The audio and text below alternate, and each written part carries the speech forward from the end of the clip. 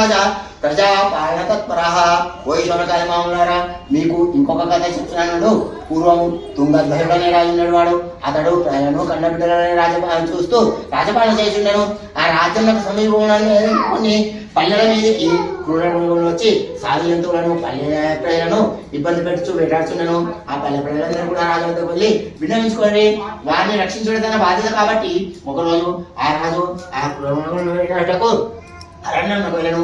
అదే సమయంలో ఆ అరణ్యంన కొందరు గొల్ల కులస్తులు సామూహికంగా ఏర్పడి ఒక మారేడు చెట్టు కింద సత్యనారాయణ ఆచరిస్తున్నారు.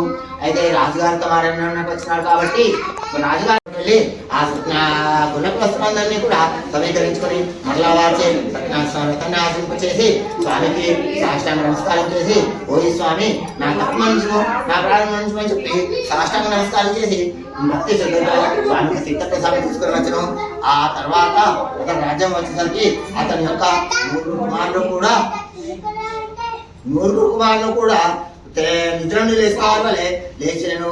ఆ తర్వాత ఆ రాజు ఫలితం వివరించి కలిగొన్న సత్యనారాయణ ప్రత్యక్ష కలమైనది. కలిగొన్న సత్యనారాయణ కొందరు సత్యదేవుడని, కొందరు సత్యనారాయణని, కొందరు సత్యేశ్వరుడని ఎవరు ఏ పేరుతో పిలిచినా కూడా ఆ సత్యనారాయణ స్వామి అందరినీ అనుగ్రహిస్తాడు.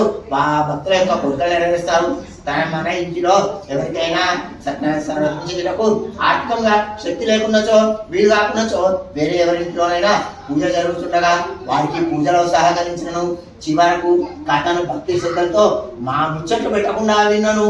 ఆ సత్యనారాయణ యొక్క అనుగ్రహం వల్ల వారి కోరికలు నెరవేరును. వారి ధనవంతులని సూతుడు శనకాయమాచను. ఇది శ్రీ స్కందపురాణే రేవగానే సత్యనారాయణ పంచమోధ్యాయ. శ్రీ హరే నమః. రమాసహిత సత్యనారాయణ స్వామి భగవానికి జై. గోపాలకృష్ణ భగవానికి జై. మంగళారతి చదవండి.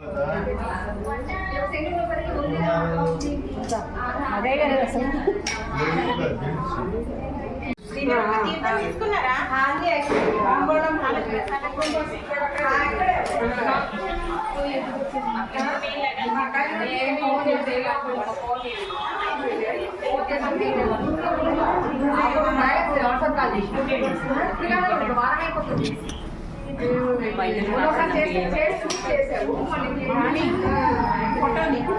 తింటుంది కదా బొట్లు అవసరం కొట్టేసి బయట